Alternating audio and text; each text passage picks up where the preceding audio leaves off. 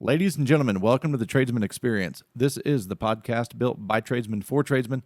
My name is Josh, and of course, in the Tradesman Experience HQ, on the other mic is Mr. Nate Newton. Nate, how are you, sir? Fucking day in paradise, big guy. Yeah.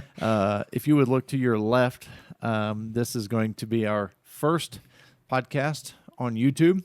Sweet. So you lucky viewing individuals. Man, I tell you, this is getting sent to OnlyFans. It has to. I mean, God, what I wouldn't give to be in your people's seats. 2 beards, 1 cave. Can we do that? But you guys can watch this. This is going to be the first one. We do have a Tradesman Experience YouTube channel. That's where it's going to be. So make sure you check that out. And I'm going to try to have that up the same time that this comes out. Good luck. Man, the editing on that side of the world is a little bit different. Yeah. But it's a good learning curve. I've got a couple of videos to play with. And, we've gotten multiple requests for the YouTube thing. Mm-hmm. And it's really interesting. The very first one that you and I recorded just kind of as a practice run. Mm-hmm. I put it on the computer and went through the editing process and found myself sitting in the chair watching it. So it adds a whole new dynamic. It's either narcissism or it's actual. I was genuinely interested. I'm like, okay, this is definitely different. But only took us 137 episodes to get to the YouTube. Yeah, well, I mean, it's the first time we've ever had a studio like this too, though. You know, where we can actually do this kind of stuff. So this is true. We recorded it in the break room at Battleborn HQ for like. I was talking to who was it? Who the hell was I talking to? Oh, Garrett with R&D FabWorks. Yesterday, as a matter of fact. And I was telling him, I said, man, I think back to January of 2020 when you and I started this. Mm-hmm.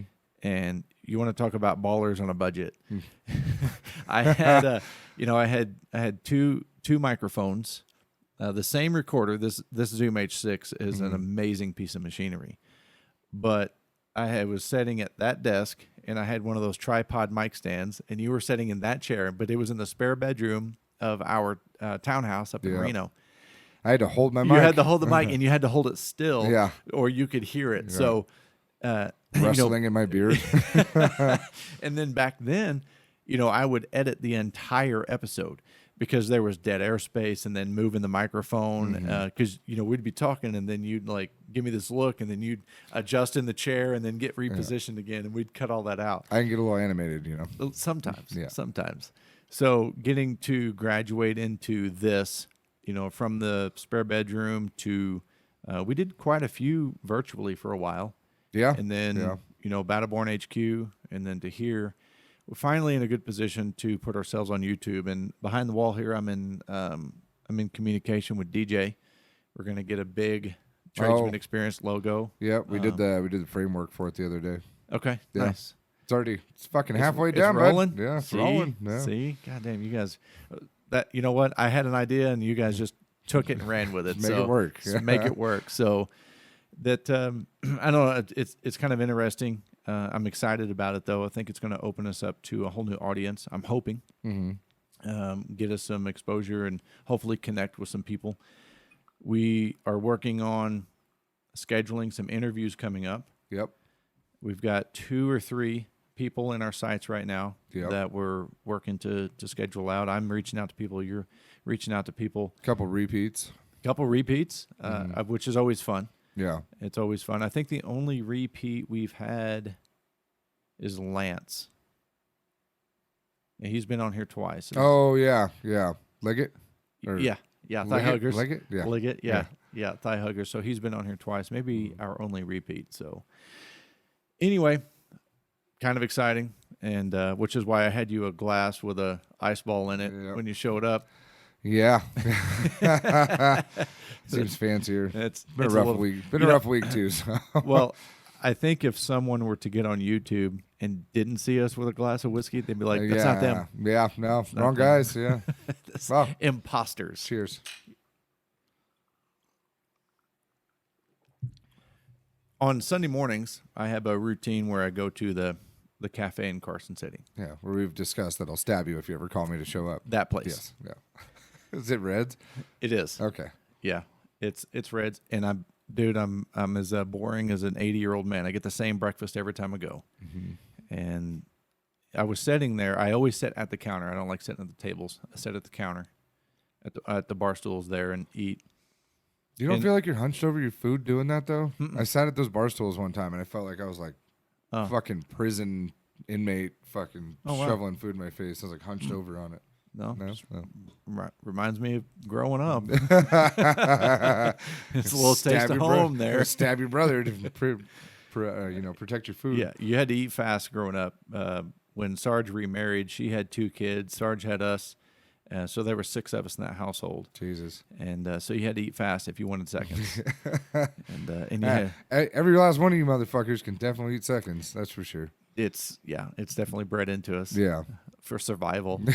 Was for me. I was the smallest one always. So I'm like, can I have another? Yeah. Like Oliver Twist walking into the kitchen with a bowl. Where'd you get a cane? Don't worry about my cane. I want another biscuit.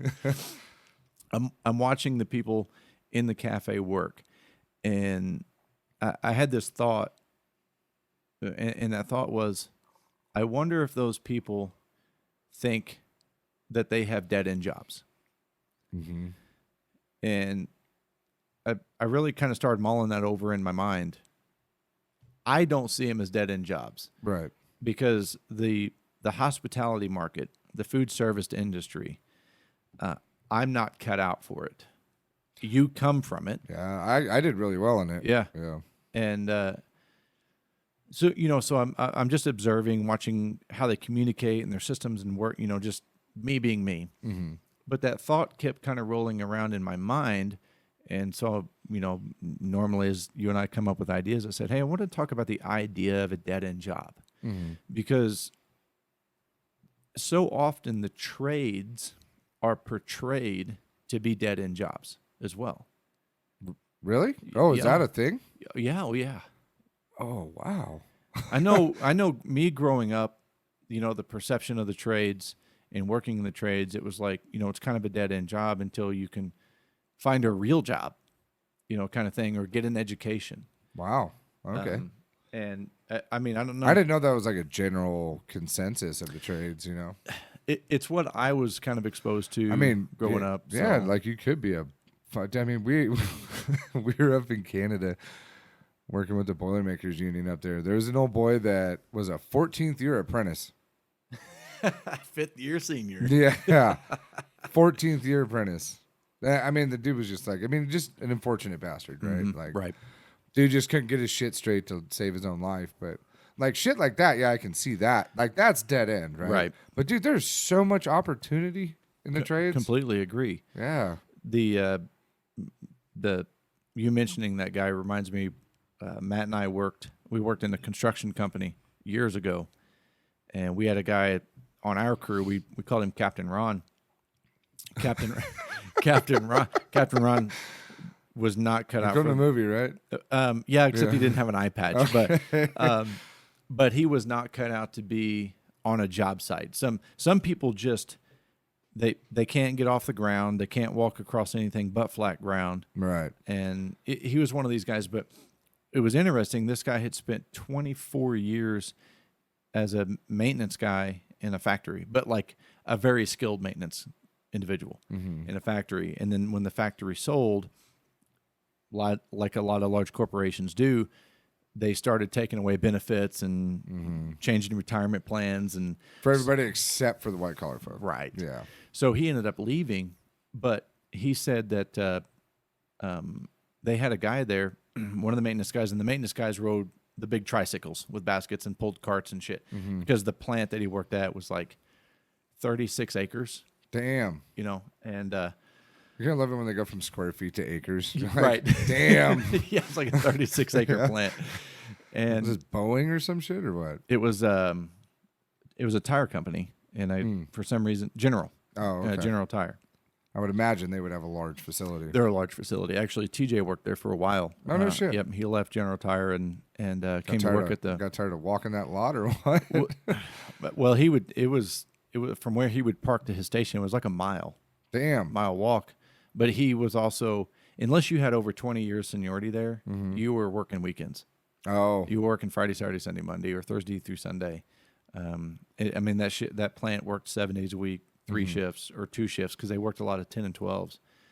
But as he was kind of graduating up through the maintenance department, there was an individual there, and he said, man, when I got promoted, he said, I asked my boss, he said, what about this guy? He's been here longer than me. And he said, he can't read or write. Shit. That guy can't read or write. So he was always at the bottom pedestal. Right. Right. There's only so much shit you can delegate to somebody like that. Right. He said, but he was there and he worked every day. He just couldn't read or write. I'm like, Jesus Christ. Okay. The truth is that guy probably worked harder than most people today anyway. But the concept. Could you imagine? Like, the internet does not affect you as much if you can't read or write, What a lucky bastard. I know. You're not in the comments section looking at the stupidity of the rest of the world, I'm allowing my envy to overwhelm me right now.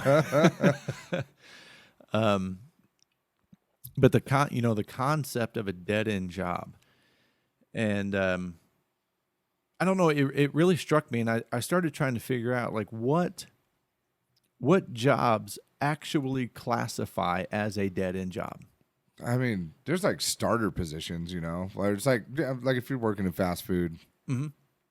Sure. Right? Unless you're trying to be a manager there or something, and there are plenty of managerial positions that do pay decently, in those places. Like, you got to deal with this high turnover rate and the stress that comes along with it. Like, that's factored into your franchise cost, That's the part of the business model is the high turnover. Right. But because it's a starter job. It's not there. It's not a fucking career. It's hardly even a job. It's a stepping stone. Yeah. And I feel like when people start saying, this is a fucking dead end job, they're not looking at it.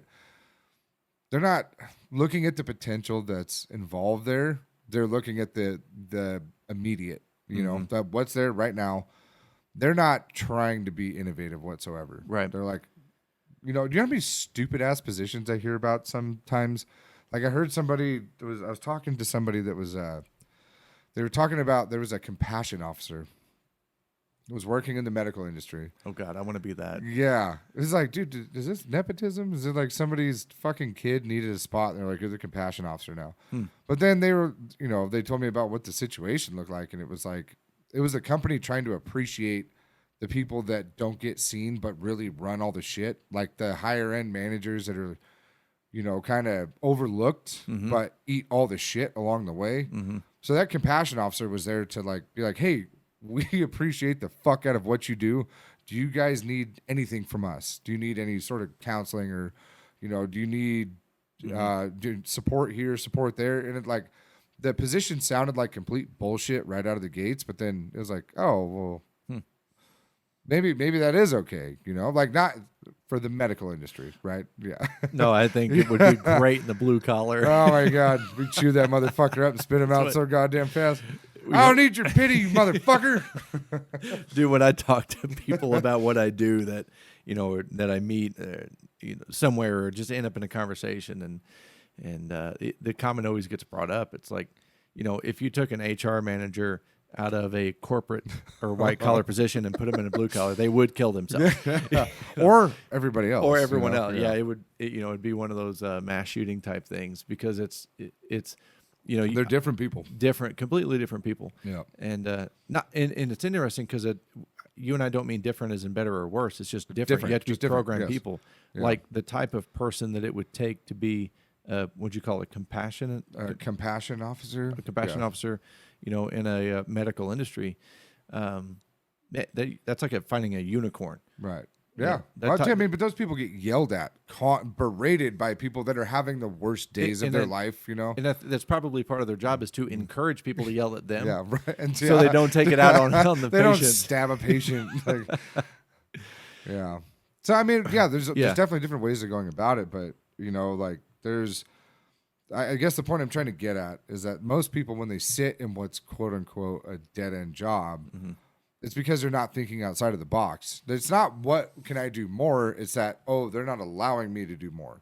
that there's no position next, that there's nothing laid out in front of me to go up to the next level.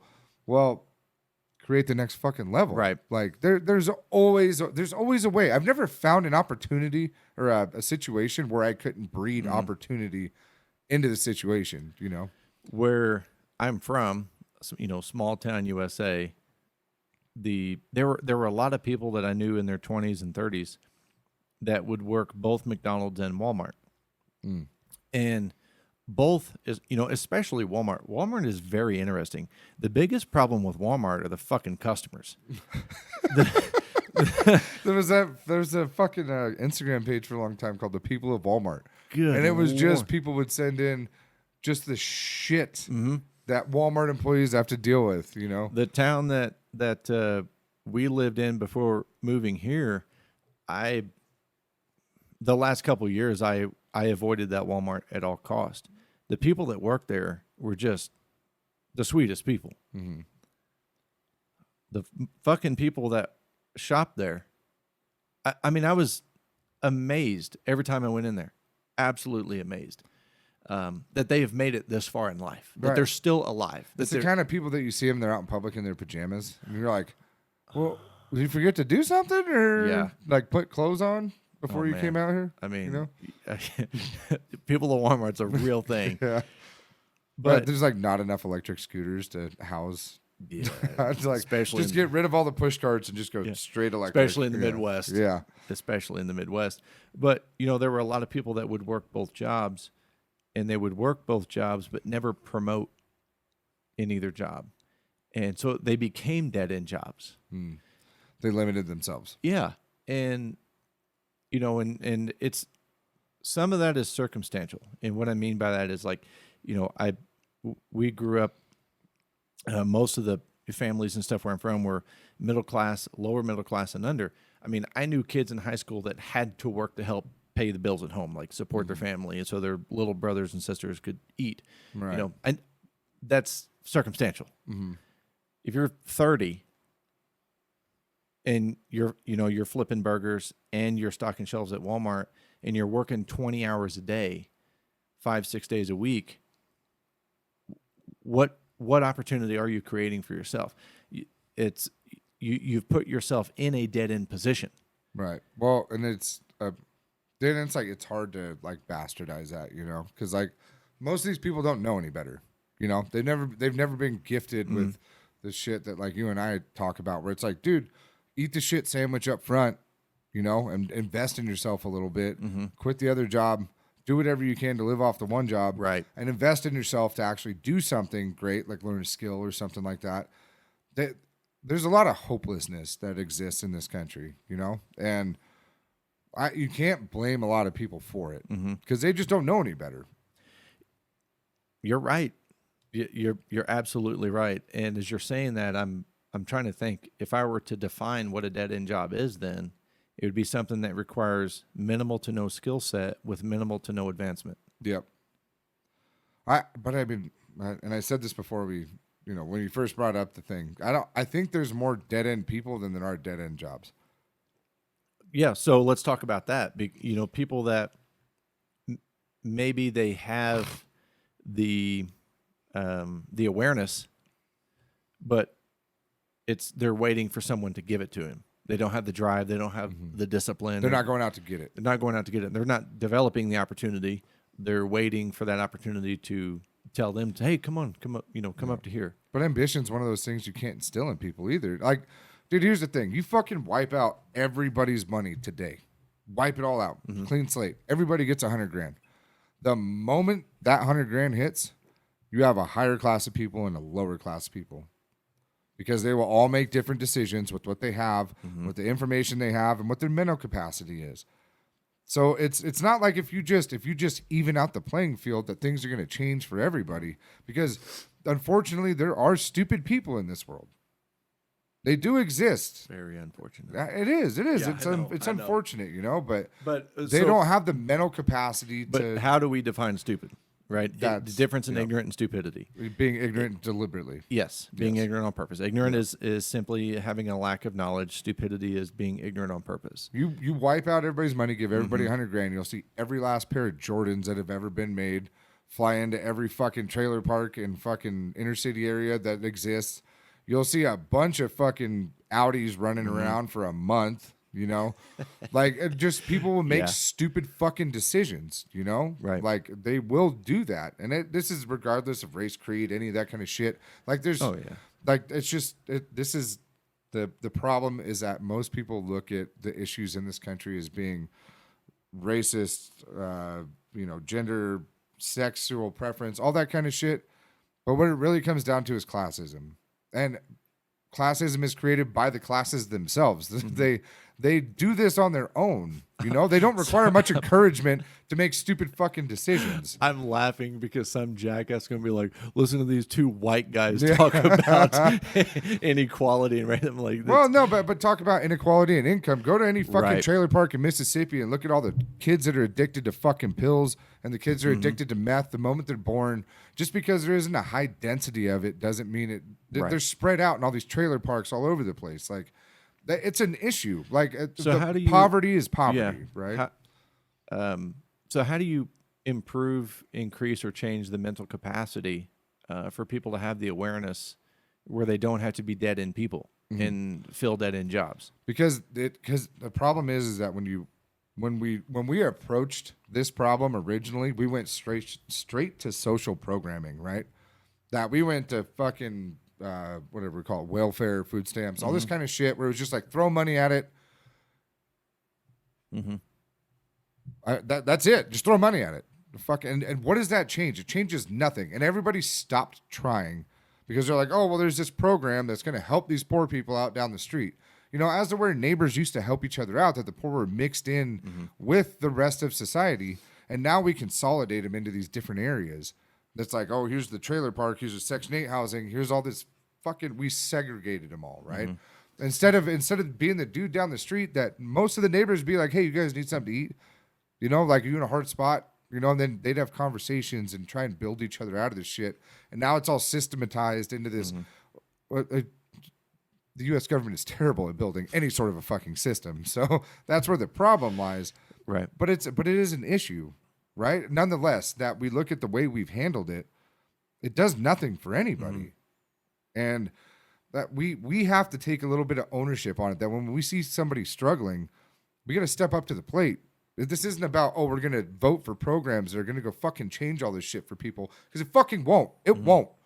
Your compassion and your time is what will change that kind of shit. Well, some of it breeds more poverty. It does. It does. It does. When you have generational welfare that exists, right, that's not by accident, you know?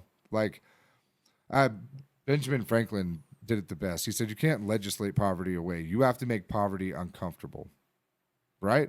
But that's the problem is that most of these social programs make poverty very comfortable, right? And so when we talk about dead-end jobs and dead-end people, that's exactly what that is. The fucking social assistance programs are dead-end jobs, right? If you want to know what the ultimate dead-end job is, that's what it is. So it's a social scale. Yes. That's how we're defining dead-end job or poverty, generational welfare. Like it's a scale. Yeah. I'm listening and that's why I brought this topic up. I don't have a lot of information because what really interests me is the mindset, right? The mindset of committing. What is it that you're committing to that's overpowering your ability to develop yourself and develop opportunity? And it's impossible for me to empathize with a position or a situation like that because I've, just like you said earlier, like we always developed opportunity regardless, even if that opportunity was through developing a skill set. I've never not had an opportunity. Dude, take everything away from me tomorrow and I'll be on my way back to the top again. Yeah. And that's, so that mindset, it's like, how do you inform or educate people of the possibility of that mindset. You can't. I mean, not everybody is built for that. Yeah. You know? And I'm not talking about kids and schooling program. I'm talking about full functioning adults. Yeah. And you can't. I mean, there's some people that, I mean, you've brought it up before as well. Like, you give people the option, they're going to take the path of least resistance, right? And there's like that fucking 5%, right? That are not. There's like 5% of people that won't. It's very frustrating to watch that 5% do what they do and watch the other 95% fuck off and not go after what they're supposed to, you know, or what's perceived to be supposed to, right? Right. Well, okay, so I'm glad you brought that up, because I think what you will find in all of the examples we've given of you know, the social scale, poverty, school, is you have accessibility to the societal Pulse definition of perceived success, right? And it's like, but what it doesn't show you is how people have gotten there. Yeah. Now people just shake their dick on TikTok and they get a bunch of money sent to them. Hold on, wait. We can do that. Maybe it's your ass. I guess it has to be your ass, unless there's an elephant sock. I don't fucking know. Nobody wants to see my average penis floating around in the wind. Yeah, but it's like, that's the thing, right? It's like, oh, well, I don't have to learn a skill. I can make my ass flat, you know, cheek, clap or whatever. And it's like, oh, the rest of, anyway, I really struggle with it. But it's like, oh, okay, but so we're still not educating. We're presenting a new definition of status, right, and scale. Yeah, and success. Well, but I mean, like, look at it this way: if anybody ever fucking tells me they're an influencer and they're wealthy, I'm gonna be like, okay, well, we'll see you in fucking 10 years on fucking Pornhub. Like, I don't see. Why are they going to Pornhub? Because they fucking have to go get fucked to make their money after their influencer shit ran out. Because it's a finite thing. It's fucking nonsensical, right? It's like, oh, you're the biggest, baddest thing for however much time. You can't manage your money. You're trying to live this baller lifestyle to maintain your influencer status. Like, the whole thing is just, it's built to implode, right? It's there to eat people. Well, it's there to build them up and just swallow them. Yeah, I guess that's my question, is what is the sustainability? None. There is no fucking sustainability there, right? So is social media a dead-end job? Yeah, fucking right it is. It's just like being on welfare. You just get all the money all at once. And then you have to string it out for the rest of your life. Yeah. But that's the like the unfortunate disposition of this, is that, like, there's going to be people that could listen to this and go, yeah, you know what? You're right. I got to go find my opportunity. I got to go make my opportunity. I got to look for it, right? Because it's fucking everywhere. That Edison quote that I fucking love. Most people miss opportunity because it's dressed in overalls and it looks like work. Well, fuck yeah, it does. And, you know, you'll hear people bitch. They'll be like, well, I mean, if it was just hard work that made the American dream work, then, you know, like the people that clean the hotels and all that kind of shit, they work their fucking asses off. Why aren't they millionaires? Right. It's like, because you got to work smart and you got to work hard. You know, that you just show up and do the same fucking thing every day, you get the same fucking result, right? So you got to mix it up a bit. And that's I understand your question of how do we change the perception of it, right? That what is a dead end job? Like, if you're working in a hotel as a maid, yeah, that looks like a fucking dead end job. But what other opportunities can you find from that, right? Like, if you're busting your ass, working your way through the top, what other opportunities are there? And you have to go look for them. They're not just going to fucking come in and knock on the door, you know? Like, but, you know, even with that example, and I think part of that evolving out of those dead end jobs, or evolving out of being a dead end individual, dead end person, is just self-development, developing skill set, the most lucrative position in the world is sales. Sales. Yeah. If you don't have a hands-on skill set and you can't build shit or fix stuff, learn how to communicate, learn how to sell. Sell is the most lucrative position in the world. Yeah, but that's also like do you look at what most of society looks like right now? They're socially inept people, right? So I see that as an opportunity to get ahead. Dude, so do I. But we're also talking about us, not other people, right? Mm-hmm. That we have this generation of kids coming up that are socially inept. They're not able to make eye contact with you while they're trying to talk to you. How do you fucking get that kid to sell anything, right? I mean, because the thing is, there's going to be a catch-22 whichever direction we go, because poverty will always exist. Right. It's always going to be there, right? There's always going to be people at the bottom. It goes back to self-development, right? Somebody that says, okay, I have achieved the standardized version of our age. I got all the A's on my tests. Got the A's, got the standardized testing. They graduated. Now it is up to them to say, okay, what is it that I can develop? What is it that I can improve based on what I already have? And what opportunities are out there that will complement my skill set or complement my ability to want to grow? And that's another thing too, is because of the the current workforce situation, which still blows my mind, the opportunity for companies to bring people in and train them and help them develop these skills is, I don't know if it's ever been greater. Mm-hmm. Right. You have a bunch of lost souls out there looking for somebody to mold them. They're like, fucking just help me. Somebody help me, And there's a lot of people that also don't want to be helped, that they've found their comfort in their poverty. And interesting. So the comment, they don't want to be helped. Is it comfort? Is it ego? They're like, I can fucking do this on my own. If you can do it on your own, you better get your fucking ass moving, motherfucker. But that's the thing. It's like, okay, what is the defining factor of them saying that, okay, well, again, is it comfort? Mm-hmm. Is it ego? What is it that's limiting them or that is perceived to be limiting them? I don't know. And that's why I like this conversation, because it's completely organic. Right. Because I don't know. And like I said, this really just come from me sitting there. And I get there early enough. I get there before probably 75% of the workforce, because they don't show up till between 7 and 8. They kind of file in. And there's 3 people there at 6 a.m.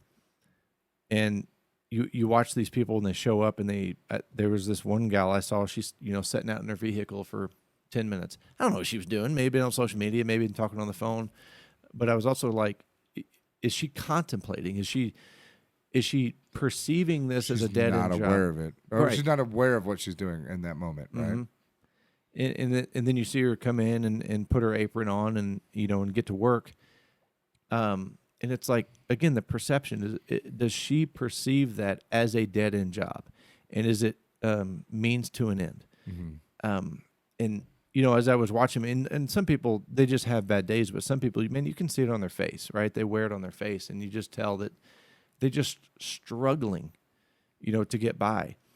And, it's like, okay, what decisions have been made and what decisions are continued to be made to generate this hamster wheel result every single day, where you feel like you're in a dead-end job, you feel like there's no opportunity, you feel like you are at the dead end, and you're just going through the motions because you have some obligation at home, whether it's kids, sick family member, sick parent, something. And it's like, okay, well, I'm obligated to do this, so therefore it negates the opportunity that I could have if my circumstances were different. Shut the fuck up. Shut the fuck up. No, that's my answer. Yeah, I know. Dude, nobody cares. Work harder. And the thing is, like, there's always the opportunity there. But the problem is, you won't get out of your own fucking way to go deal with it, dude. And that's right. Because I hear that fucking same exact story all the time. Well, I got this. Give me every fucking excuse in the world, and I'll tell you exactly why those excuses are bullshit. But that's what it is, right? It's the story that they've created. Yeah, that's and the narrative. The narrative, which in turn creates or develops their identity, and that's what they plug themselves into every day. Yeah. Well, and the fucked up part is, dude, and it goes back to what I said earlier, they don't know any better. There's been nobody there to call them out on their bullshit and go, Dude, I'll follow you around for 48 hours, and I'll tell you exactly where you're fucking up along the way. I'll tell you exactly where you waste all your time. I'll tell you exactly where you waste all your opportunity. I'll show you that your shit fucking attitude is the reason why you're not able to do anything better in life, because you'd rather sit here and bitch that you're in some dead-end bullshit and that you're circumstantially held to this. Fuck that. No, you're not. You choose to leave that lead that life. Right. That's on you. Before we moved out here, the last, I don't know, probably 4 or 5 years, I was heavily involved with the local schools. I would lecture at the local schools a couple times a year. I was involved in the CEO program, and I would, travel a couple different states and talk to trades classes or career classes. And I had developed a relationship with some of the superintendents of the schools. And, in having a conversation with them, they would share with me examples of this. And as student counselors, so I had a real close working relationship with student counselors. And, they would tell me too, they say, we talk to these students about, hey, after high school, what is your plan? Is it military? Is it school? This and that. And there were students that would tell the counselor, I'm just going to go on government aid. That's what my mom does. I'm not going to get a job. I'm going to get on government assistance. Dude, that's their plan. But dude, that's fucking sad, dude. It is sad. It's sad. But my point is, it's like those are examples of people that are exposed to the opportunity to learn different. They have people in their corner that are saying, "Hey," standing in front of them. There's a different way, and they're just like, "No." But they've also been brainwashed by their family to be like, hey, if you go out and get a job, the government's going to take half of the money and give you shit to us, like so immersion. Yeah, there's somebody in there chirping in their fucking ear, right? Yeah, and it's fucked, right? And like, goddamn, dude, like it comes down to like politics at the end of the day. Left, right, doesn't matter. All people are trying to do the same thing, right? Everybody's trying to help out whoever they can. Everybody's trying to just make the world a little bit better. We just have different tactics about it, right? But then there's just this group of people that they're fucking so hell-bent on everything is completely fucked, and that everything is fucking terrible. No matter what you do, you're going to get fucked. And it's like, well, the fucking attitude like that you are, Like, and how do you address that and breed that out of people? And how do you show somebody that putting in the work and being patient with that it works when they've been told that if I fucking went out and did this and I didn't get shit. Yeah, that was day one, motherfucker. Like, how do you explain that to people in a way that they can understand? Yeah, great question. But I mean, that's a question of the ages, you know? Like, that's a question of capitalism right there. Like, how do you get people to understand that the work does pay off when you do it smart, And that, dude, anybody comes and asks me anything about business, dude, I'll fucking spend 2 hours on the goddamn phone with you trying to point you in the right direction, Is there going to be a bunch of shit you got to figure out on your own along the way? Abso-fucking-lutely, But there's so many people out there willing to help you. Anybody of any true success, and dude, I'm not successful yet, working on it. I'm not successful yet. But anybody of true success that I've asked questions to, dude, they'll go to a bar with them, dude, and they'll spend 6 fucking hours telling you everything you need to know. And you better have a fucking notebook with you, And that, by the way, they will pick up the bar tab. Yeah. Every time. Dude, because they love that shit. Yes, they do. Show a little ambition. Show a little fucking character. Show a little grit. So, I think that's an interesting point because I've experienced the same thing. And I've been blessed to have some amazing mentors in my life and sit down with some phenomenally successful people. And they're always willing to share. So, but the poverty mindset is they have been bred to hate those people. Yeah. Right. We talked about that in the podcast, where we talked about your relationship with money, right? It's perceived as evil. Money equals freedom. Money equals freedom. And so people aren't willing to engage with individuals that are successful to learn from them because they're the goddamn devil. Right. Okay, Bobby Boucher's mom. Is that Waterboy? Waterboy, yeah. She clearly had her shit together. Clearly. Yes. But again, that to me, it goes back to, it doesn't matter where you're born, doesn't matter who your parents are, it doesn't matter what your upbringing is. There's a point in life where you have to accept the fact that you're an adult, and you have to accept the fact that you're accountable. And that part of that accountability is saying, I am the result of every decision that I've made. Mm-hmm. So if I want a different result, I have to make different decisions. Well, what is it that I don't know? Right. What decisions can I make differently? If you're so immersed and blinded to a certain lifestyle where that question doesn't make sense, then you're going to have to remove yourself from your circumstances. Mm-hmm. Yeah, but you got to understand there's also a lot of people that won't get this information from like a podcast mm-hmm. like this or from some sort of mentor, that even if they did get the information, it makes zero sense to negative sense about their position, like when you're literally watching people kill each other in the fucking streets in a trailer park or in a fucking Section 8 housing mm-hmm. or wherever the fuck it's at, and you're wondering whether or not you're going to get to feed your kids or your brothers and sisters because your mom's addicted to some sort of fucking drug and your dad's been gone for however long. Mm-hmm. Like circumstantially, how do you fix that? Like you don't, like, and that's the problem with all of this, is that there isn't any real solution to it other than moving forward. That there's going to be people that get left behind in that. We can try and educate the next generation and try and take the next generation in, but you're going to reach a point where you're so far fucking gone that when you're 15 years old, you're lost cause. That you're so immersed in this fucking lifestyle that there's mm-hmm. nothing anybody's going to fucking tell you, just shy of you surviving a deadly incident, that's going to change your fucking mind mm-hmm. on any of this shit, right? Right. That for you, it's a lost cause, and for everybody else, you're the lost cause. And that's unfortunate as fuck, right? Mm-hmm. It's sad. It saddens me to my core mm-hmm. to know that people exist like that. But that's fucking life. Mm-hmm. There's always going to be people at the bottom. There's always going to be people at the top. Most of us are just trying to fight it out in the middle. Right. Yeah. To make it sound like it's some glamorous, we can save the fucking world with any of this shit. That's not the way it's going to work. Mm-hmm. But we also have to have the understanding that our bleeding hearts for everybody else that can't get their fucking shit together isn't going to save them. Mm-hmm. That there's not much we can do in some scenarios. And that sucks. Mm-hmm. That sucks. I fucking hate that fact about life. But that is a fact of life mm-hmm. at the end of the day. Yeah. Yeah, I don't know. Good conversation. I didn't know where this conversation was going to go. I didn't either, but that's why I like these.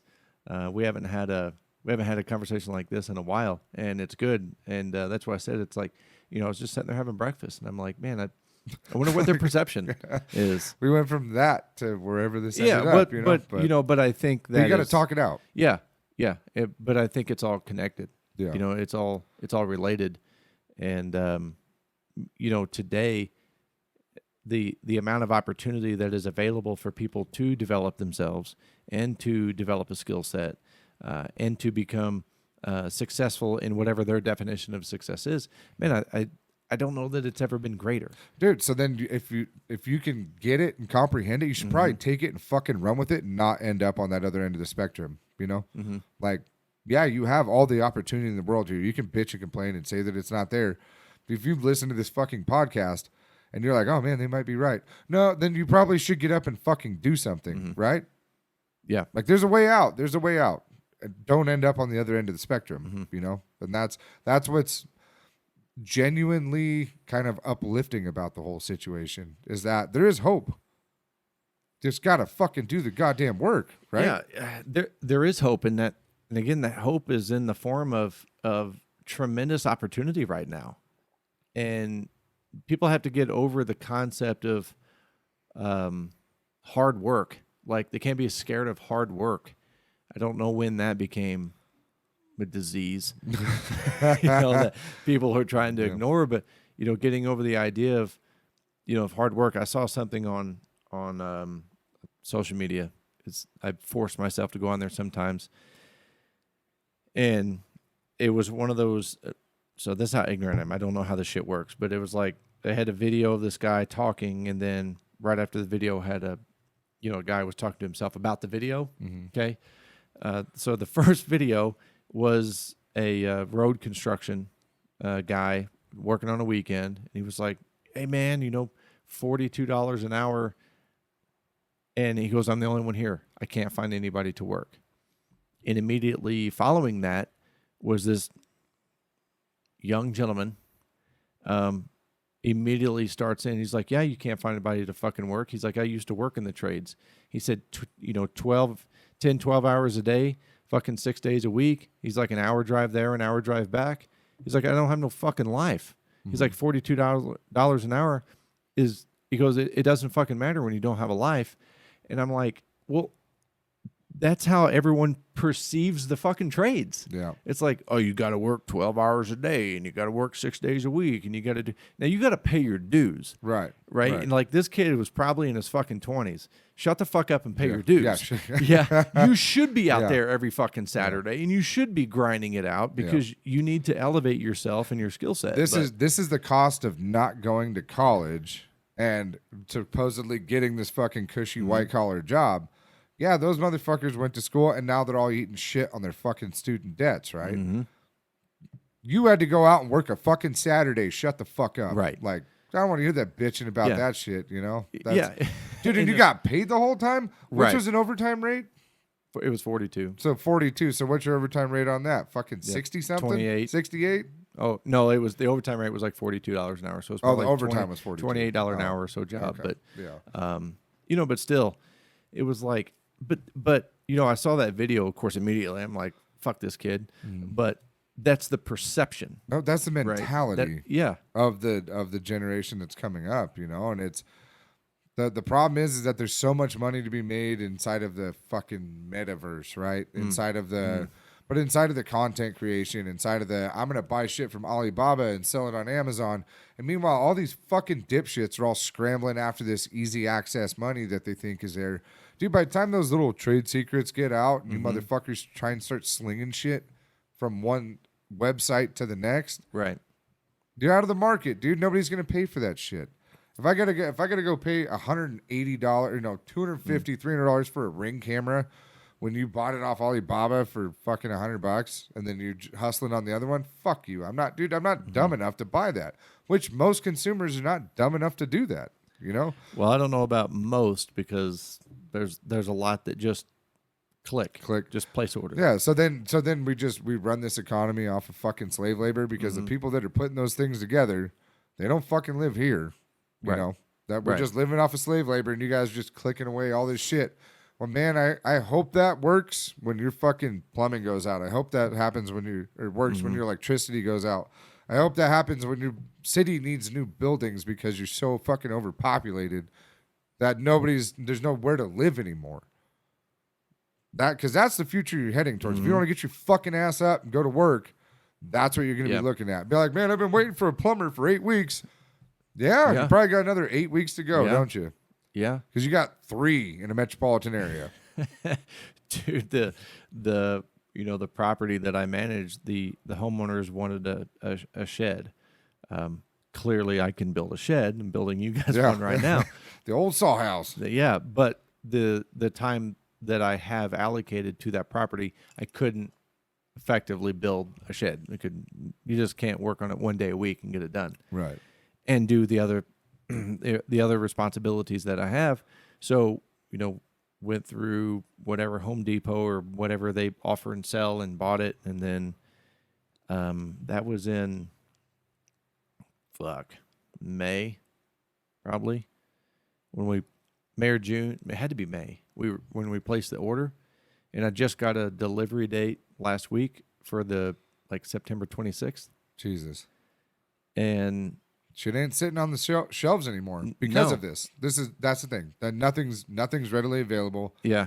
And the way that it works is they panel build these sheds in a factory somewhere. Yeah. And then they have subcontractors that are hired out to assembling them. Thank you, on site. Well, again, that's a trade job. I know that they're shorthanded. I know that it's probably the same 2 or 3 people that are doing all of these in northern Nevada for this company because they can't find subcontractors or people that that want to do this type of work. And another interesting, I think it's an unfortunate but interesting perspective that the social media creates is when you get into a skilled trade and you start at $10, $15, or $20 an hour. And you have to work your way up, and that's a very tall ladder. It takes years to develop the skill, and I think that's the misperception is people's like, well, it takes me a long time to make a lot of money. No, it takes a long time to develop a skill set that's worth that amount of money. Yeah. So they're like, why the fuck would I spend 5 years, 10 years on this? Yeah, but hold on, what fucking industry doesn't work like that? You want to get in the medical industry, you want to get in the business ownership, you want to get into the trades.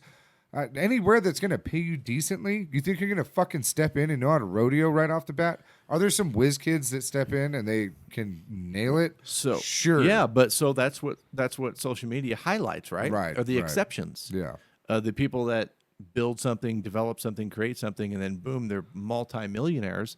And the people that are, their brains work like mine, like. That's never going to work for me. Right. It's not going to work for 99% of the fucking population, Yeah. Oh, yeah. Fuck me. Goddamn. It's just frustrating, right? Like, it's frustrating that people can't. There's a lot of people, I hear a lot of complaining. Yeah. And it's either side of the aisle. I fucking can't do this because of this. There's this thing that's standing in my way. No, motherfucker, you're the only goddamn thing that's standing in your way. Mm-hmm. Dude, you wipe everything out from Josh and I tomorrow. Everything's gone. Standing there with their dicks in their hands. We'll be hunting down every fucking thing we can possibly find. Absolutely. Yeah. Because the one thing you can't take away from us is our knowledge and skill set. Yeah. Or our ambition. Exactly. The ambition. Yeah. Like have a people ask like, where does ambition come from? And it's that sense of self. Mm-hmm. Well, you got to know yourself to have ambition. You have to want more for yourself to have ambition. And I think that there's a lot of people that are just zombieing this shit out. And they're walking through life just in a constant comparison of some fallacy like we're talking about. Yeah. And the comparison thing. And as you're saying that, it's like, I think complacency is a disease. Yep. Because at some point, complacency, not contentment. Right. Yes. Contentment can be valuable. Yes, it is. Complacency is destructive. But somewhere along the way, people stopped writing their story, and they stuck to this single narrative, and then completely developed their identity around that. And it's this sad fucking story. Again, they're the victim, right? Who fucking who? Yeah. Instead of, you're right, you have to have a sense of self and you have to continue to develop yourself, but you have to continue to rewrite your story. And I think that's something that a lot of people don't understand. So, we're talking about dead-end jobs and dead-end people. The dead-end people don't rewrite their story. Yep. It's the same story their whole life, and they die with it. And there's a song that never ends. If I'm singing that later, I'm gonna send you a picture of my butthole. And be like, oh, what's Josh up to? Holy hell! Oh man! Oh, he's tying balloons. Oh, boo! Fucking song. But that's it. It's because, I'm really interested or hung up on the fact that it's like, because I think you're right. People just don't know, and they don't have the capacity because they don't have the exposure, or they're not, they don't know. And I'll probably never be able to comprehend that because I've never been there. Yeah, and you shouldn't be chastised for that either. Right. Like, you're not able to comprehend it because you can't reduce yourself to that, right? But there's so many. You hear this mantra going on that fucking you don't know what it's like for these people and this and that, and it's like. Because I can't. I don't have the capacity to do that. Yeah. I can't get down to that level. And what should I do? Fuck my life up? Right. No, Now, you know, but that's the question. Should I fuck my life up to make so I know what it's like to be a piece of shit? Right. You know, I say that, but I also want people to understand that when my parents divorced when I was 4, my mom lived in a fucking whatever 600 or 700 square foot rent house, and my dad lived in a trailer. It was the mid 80s. I had a mullet and we played in dirt. I mean, that was like, I come from the lower middle class. Yeah. But still, like, you know, as I got into my developmental years, again, I can't understand that because I've never not been in tune with myself in a way that I'm like, oh, I need to do this better. You've never not wanted to not be that. Yeah. Right? Like you've always wanted to not be that. Yes. You know? Like everybody sees the kids up the street that are doing a little bit better than your folks are. Everybody has rolled through the neighborhood where all the rich kids live. And you never look back at that and went, fuck, dude, like that looks nice. Mm-hmm. You know? You never once thought that, and then hey, there's one thing to doubt yourself. There's another to think that you're just not capable. You know. You know, and that's the thing is, you know, for me, it really, a lot of that really changed when I changed my relationship with money and perception of money, because I was raised that rich is evil. Well, you're also raised that you save money, right? Mm-hmm. That you put in a savings account. No, we weren't that advanced. Oh, not even saving. No, okay. No, it was literally paycheck to paycheck. There was no savings left. Yeah. So no, my financial literacy didn't go that high. It cracks me up because seeing your dad in the position he's in now, you know, like in life, like he figured it out too, you know, like, and I'm sure his kids had something to do with it, you know. You know, hopefully there was some influence there. You know, I'm not ashamed to say that. You know, I didn't learn about that until my early 30s, till I was 30, and someone that I was working for presented me the opportunity to learn that. I didn't learn that growing up. I didn't learn that. I mean, you know, one of the stories that always rings, you know, in my mind, and you know, talking about having internal drive, and is Grandpa Chuck. Mm-hmm. I mean, no one worked harder than Grandpa Chuck. Right. Grandpa Chuck didn't have financial literacy. Yeah. And Grandpa Chuck was making $50,000 a year in the 80s. Right. In the Midwest. Yeah. Yeah. That's big swinging dick money right there. That's, you know, it's big baller money. But, you know, the story that resonates are the conversations that I would have with him. Because even though he figured it out way too late in life to make a correction, he always made sure that he informed me and taught me from his mistakes. The information you pass along to the people younger than you means far more than any amount of money you'll ever pass along to them. You'll just fuck people up by giving them money, you know. But you give them some wisdom, and that's the thing. This isn't knowledge. This is applied knowledge. This is wisdom that shit like Grandpa Chuck passed along to you, you know. And like you really want to fix poverty issues in this country. You want to fix dead end job issues in this country. That's how you do it. It's through education. And there's some people that are going to be lost causes, and quit wasting your fucking time with them. I agree. Know, put it to where it's going to do the most use, you know? And that's the thing is that it takes engagement, and that's what people don't want to hear. They're like, oh, I got to fucking do something. I got to have a conversation with a teenager. Yeah, motherfucker. That's what it takes. You know, like, because dude, think about when you were 12 to 15 years old. Who talked to you about money? Who talked to you about fucking career choices? Who talked to you about markets or any of that kind of shit? No. You know the fucking leaps and bounds I would be ahead in life if somebody had at least introduced me to that kind of shit at that age, you know? I was taught to work hard. Yes. And, you know, that is something that is generational in my family. Well, but that was it. People think that you're little pea brain when you're that age that you can't comprehend it. Yet we give these kids advanced algebra. We give them fucking social studies, all this other shit. We give them all these things that take a lot of cerebral power, you know, to actually do something with. Right. But we're like, oh, no, they couldn't understand money. Right? I was like, shut the fuck up. What? Really? Becca the Beast and I were talking to a guy the other day, and he's a local, went to the same school, and he asked Becca, he's like, hey, did you have this teacher? Becca's like, I don't think so. He's like, oh, he said, I had that teacher for AP chemistry in 7th grade. And I leaned over to Becca, and I'm like, what's AP chemistry? Like, nerd. Yeah. I'm like, and why is that available in the 7th grade? Yeah. You know, but it's, no, the.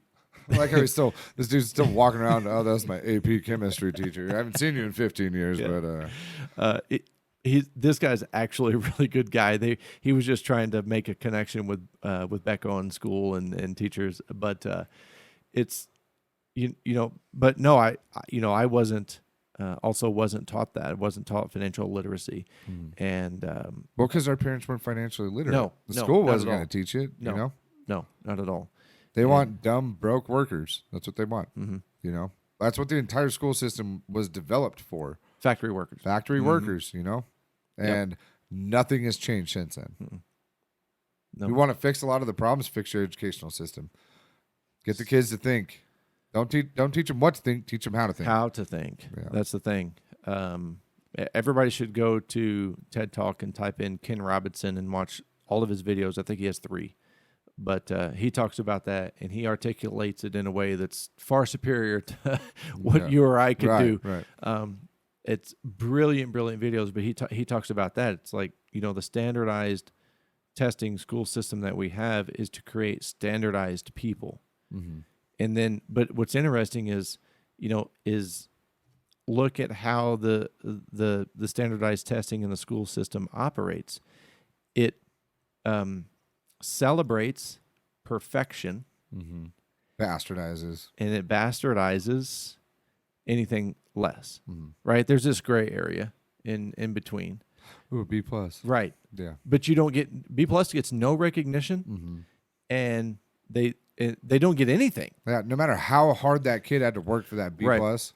They don't it's not the effort. It's not the effort. Yeah. It's the result. They don't get chastised and they don't get rewarded mm-hmm. because they're in this middle area. You're just, nah. Mm-hmm. Good job, maybe, if you're lucky. Yeah. So, teaching people and indoctrinating them into that mindset, it's like, well, if they can't achieve perfection, why would they try? Because they get nothing. Right. There's no incentive. And when I would lecture at these schools, I would always tell the students, I said, now listen, I'm going to tell you something that's going to be considered it's heresy here. Heresy. Heresy. I'm going to teach you right now how to win in school. Cheat.